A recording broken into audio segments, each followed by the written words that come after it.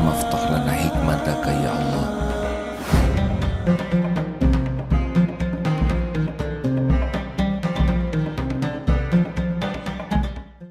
Allahumma aftah lana hikmataka wansur alaina rahmataka ya zal jalali wal ikram.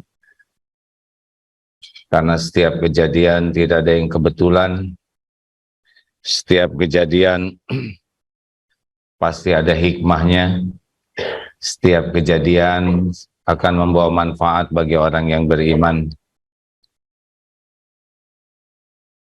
Setiap hari kita dihujani berita, dan tidak ada berita itu kecuali pasti ada hikmahnya. Yang sekarang sedang heboh di antara kehebohan lainnya adalah tentang kemewahan. Yang asalnya gaya punya moge, sekarang mau dijual katanya. Yang asalnya pakai jam mahal, sekarang disembunyikan. Yang pakai cincin berlian dan sebagainya, sekarang sebagian menjadi menderita. Kita akan coba kaji hikmahnya, hadirin. Sebetulnya secara sederhana manusia itu sangat ingin bahagia. Bahagia, tua muda, Islam tidak Islam, ingin bahagia. Tapi sebagian besar tidak tahu bahagia itu di mana dan bagaimana. Ada yang menyangka bahagia dengan harta, sehingga dia habis-habisan mencari harta, tidak peduli halal dan haram. Ada yang menganggap bahagia dari jabatan, kasakusuk. Ada yang menganggap bahagia dari popularitas. Kita lihat mati-matian bikin konten agar viral, agar nambah followernya. Apakah pasti bahagia? Tidak. Ada yang dengan memuaskan nafsu, berzina sana sini, selingkuh, berbuat maksiat. Apakah pasti bahagia? Tidak. Bahagia itu pernah kita bahas di sini. Pintunya adalah surat An-Nahl 97. A'udzubillahi minasyaitonirrajim. Man 'amila shalihan min dzakarin aw unsa wa huwa mu'min walanuhyiyannahu hayatan thayyibah walanajziyannahum ajrahum bi ahsani ma kanu ya'malun. Surat An-Nahl 97. Tolong Bapak Ibu dibuka nanti ayat ini ya. Namanya bahagia itu adalah hayatan thayyibah, kehidupan yang baik. Bagaimana orang yang hayatan thayyibah? Hatinya tuh tentram, nyaman, adem dalam segala keadaan. Dalam lapang, sempit, punya uang, tidak punya uang, sehat, sakit, dipuji, dicaci, sedang lapang, di kemudahan, dalam kesusahan, ajeg saja. Sampai Rasulullah SAW bersabda, ajaban li amril mu'min, inna amrohu kullahu khair. Sungguh menakjubkan keadaan orang yang beriman, sungguh menakjubkan, semua urusannya itu jadi kebaikan. Pernah ada seorang ulama ditengok oleh ulama lainnya, beliau sudah sakit 4 tahun di dalam sebuah kamar. Ketika ditanya, bagaimana keadaanmu Syekh? Apa jawaban beliau? Alhamdulillah, aku merasa aku adalah orang yang paling bahagia di dunia ini. Mungkin tidak ada yang lebih bahagia selain diriku ini. Ini perkataan yang benar.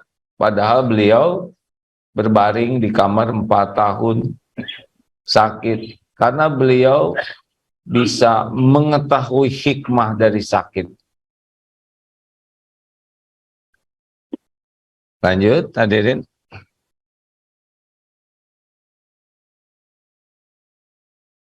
Jadi, apakah kaya pasti bahagia? Tidak? Tolong jawab. Tidak atau tidak tahu? Mungkin belum, karena belum nyoba ya. Kalau saya hakul yakin orang kaya itu belum tentu bahagia. Kecuali dua, menjemputnya jadi amal soleh, dan ketika sudah punya jadi amal soleh, di sanalah bahagia. Coba punya istri yang cantik jelita, kira-kira bahagia tidak, Pak? Kenapa wajahnya jadi melongo begitu ya? Jangan ngebanding-banding, Pak. Rumah tangga itu tidak membuat bahagia, kecuali rumah tangga yang memang dijadikan amal soleh. Istri bapak itu tidak membahagiakan bapak, Pak, kecuali kalau menyikapi istri jadi amal soleh. Kelebihannya disyukuri, bapak bisa beruntung, fakana khairullah, kekurangannya disabari dan dibantu diperbaiki, fakana khairullah, maka itu baik. Jadi kalau lihat sekarang berita para koruptor itu ya, stres sekali mereka tuh. Apakah punya mobil bagus bahagia? Tidak, tidak sama sekali.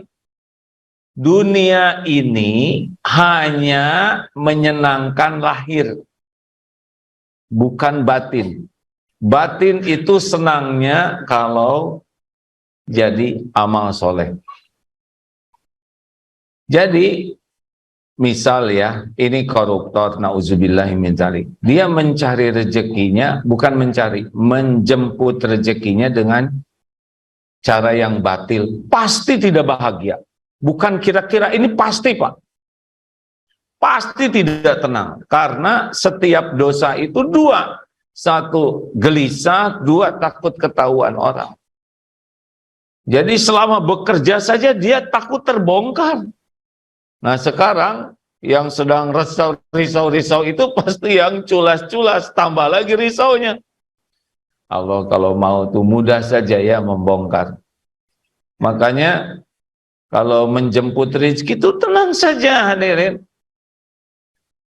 Saya bacakan sebuah hadis sahih ini. Penting ini hadis ini. Kalau paham hadis ini kita akan jauh lebih tenang ya. Hadis sahih Bukhari. Rasulullah sallallahu alaihi wasallam bersabda, "Man kanatid dunya hamma faraqallahu alaihi amro." Barang siapa yang duniawi ini menjadi cita-citanya, dikagumi orang, kaya raya, wah pokoknya dunia saja, tidak ingat akhirat, maka yang pertama adalah faraqallahu alaihi amro. Allah akan membuat urusannya itu ribet. Dari pagi sampai malam tuh ruwet. Namanya Mbak ruwet dan Mas ribet. Ya. Masalah aja. Dari mulai bangun itu pasti ribet. Apa aja jadi masalah. Termasuk pekerjaannya. Jadi nyaris mau sarapan tidak ternikmati. Gimana ini sudah beres belum? Gitu. Kan udah saya suruh marah-marah di mobil, padahal mobilnya mobil bagus. Yang benar dong, ngambek. Sampai ke kantor emosi. Rapat marah-marah, makan siang jengkel, mau pulang harusnya kita tuh untung 9 miliar. Kenapa cuman untung 8,9? Begitu. Tidak 100. Ruwet, mau tidur, susah tidur. Susah. Ini saya ada kawan belum dapat hidayah. Baru bisa tidur jam 4 pagi, Pak. Jadi kalau nelpon tuh malam, ngajak main lagi malam. Luar biasa. Susah tidur karena memikirkan dunia. Karena memang oleh Allah dibuat ribet. Jadi urusan tuh enggak membuat tidak bisa menikmati dunia yang ada. Mau kasur empuk, mobil mewah, ribet saja. Yang kedua, wa ja'ala faqrahu baina ainai. Nah, ini yang repot nih. Oleh Allah dibuat di pelupuk matanya tuh faqrahu ainai. Takut miskin, fakir. Itulah walaupun udah banyak tetap nyari lagi terus saja. Nggak ada berhentinya. Udah untung banyak, pengen lebih banyak, pengen lebih banyak. Karena dia merasa tidak cukup dan dia akan kikir untuk kebaikan. Fakruhu baina ainai. Nanti ada ayatnya ya, ayat Al-Baqarah 268 itu ya. Kenapa orang jadi pelit? Kenapa orang bakhil? Kenapa sih ya? Diantaranya ini, karena cita-citanya duniawi, maka disimpan di pelupuk matanya. Dia orang-orang pecinta dunia nggak mau bayar zakat. Kalaupun bayar zakat fitrah, ya. Kalaupun bayar, diusahakan di korting. Cari konsultan zakat yang paling bijaksana. Pajak aja ada konsultannya, itu hadirin buat ngakalin ya. Tapi kalau untuk zakat harusnya udah nggak ada. Berapa Bapak zakatnya? 600, bayar 700, bayar 1 M, takut ada yang luput. Tapi para pecinta dunia nggak mungkin bayar zakat. Pelit dia Pak. Kecuali untuk ria ya. Bangun masjid untuk ria, karena itu sebetulnya dia nggak ada kepentingan untuk mencari ridho Allah. Dia kepentingannya masjidnya supaya dikenal, ini masjid saya, ini pesantren saya, ini yang membangun. Dia ya lebih suka membangun untuk kepentingan pujian. Nauzubillah. Yang ketiga, walam ya'tihi minad dunya illa ma kutibalah. Dan ia mendapat dunia menurut apa yang sudah ditetapkan Allah. Jadi tidak akan keluar dari ketentuan yang direncanakan Allah.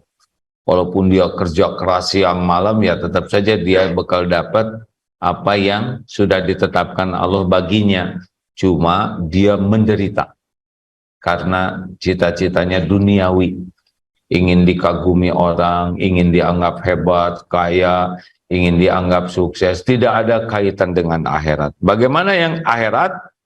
Wa man kanatil akhiratu niyatahu, barang siapa yang memang bisnis itu, bekerja itu niatnya adalah jadi bekal akhirat, amal soleh. Yang pertama, jama'allahu lahu amroh. Yang pertama, Allah akan menghimpun urusannya itu. Jadi gampang, karena semua urusan ada di dalam kekuasaan Allah. Kita perlu ini, Allah sudah tahu apa yang kita perlukan, digerakkan. Nego yang tadinya ruwet, dimudahkan.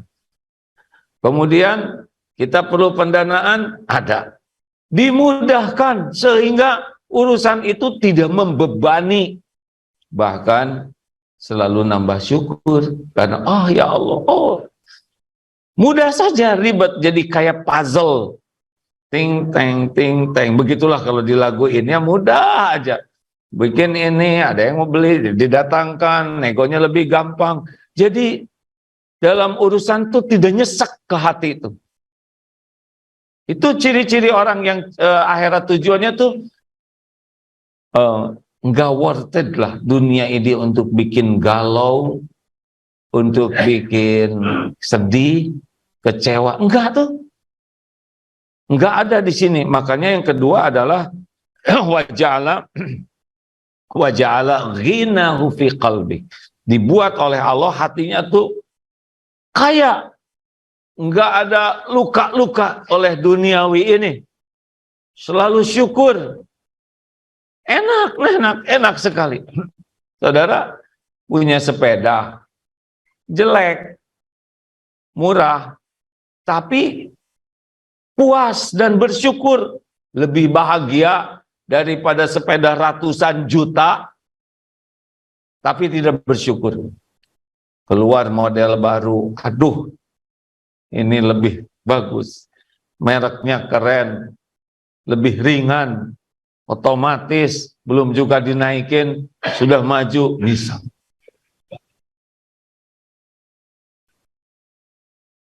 Baru beli HP bulan Desember, sekarang ada produk baru tahun 2023, bisa nyesek itu Pak. Mobil juga begitu. Banyak orang yang hidupnya tidak bahagia karena yaitu tidak kaya hatinya. Coba itu, alhamdulillah. Jazakallah khair. Rezeki begini Pak. Ini kenapa putih Pak? Susu kambing. Bayangkan. Kambing siapa ya? Kambing kan punya air susu kalau hamil, bukan begitu? Siapa yang menghamili? Kita tidak tahu. Yang meresnya siapa? Memerah. Demi Allah Pak, kalau rezeki saya sampai ke sini, nggak usah pakai nyari kambing atau minta izin ke suami kambing dan sebagainya. Ada. Begitu nanti itu Pak, kalau kita cita-citanya akhirat, akan dibuat sedemikian rupa oleh Allah, tidak ribet hidup ini. Bisnis itu tidak ribet. Kerja itu tidak ribet. Musim mutasi bagi pecinta akhirat, rileks saja. Nggak ada takut. Wah nanti nggak dapat jabatan ini. Jabatan nggak lama lah. Cuman dah. Betul? Yang lama itu galaunya.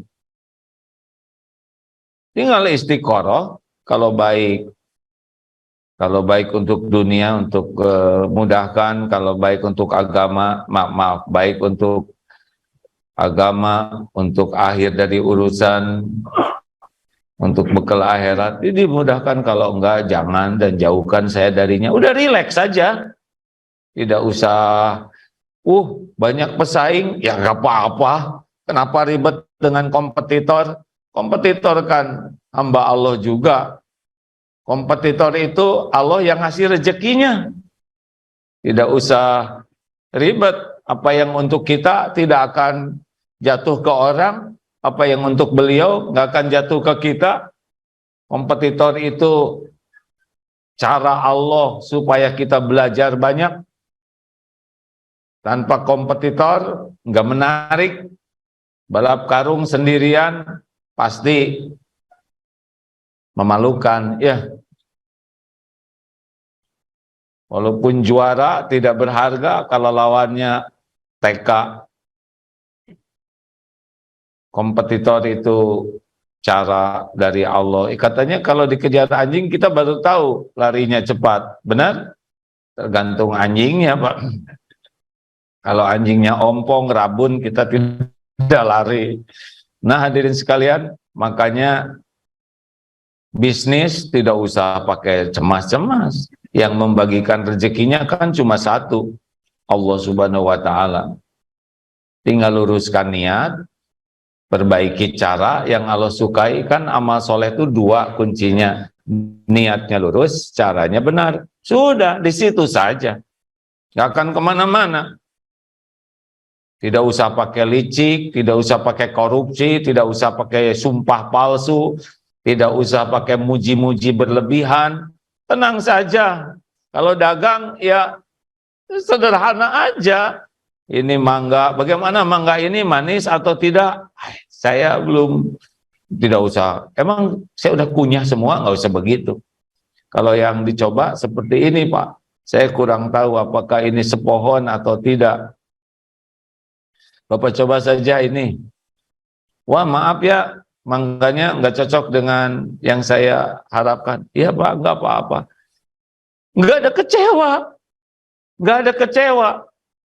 Mau beli mobil, kita jual mobil. Berapa harganya? Misalkan 150 juta, ditawar 50 juta ya. Nggak usah kecewa ya. nggak usah jengkel. Yang benar dong Pak, mau ngapain marah-marah? Bagi kita kan jualan tuh amal soleh, tetap baik. Udah nego berhari-hari, ternyata enggak jadi. Namanya juga bukan rezeki kita, tapi rezekinya rezeki pahala, pahala sabar. Kita baik kepada klien itu bukan supaya mereka beli. Kita baik kepada klien itu sebagai amal soleh kita. Beli atau tidak Allah nanti yang menentukan. Enak kan? Enak hadirin. Bisnis nggak bikin sakit hati, nggak bikin stres, nggak bikin galau. Kalau cita-citanya jadi amal soleh.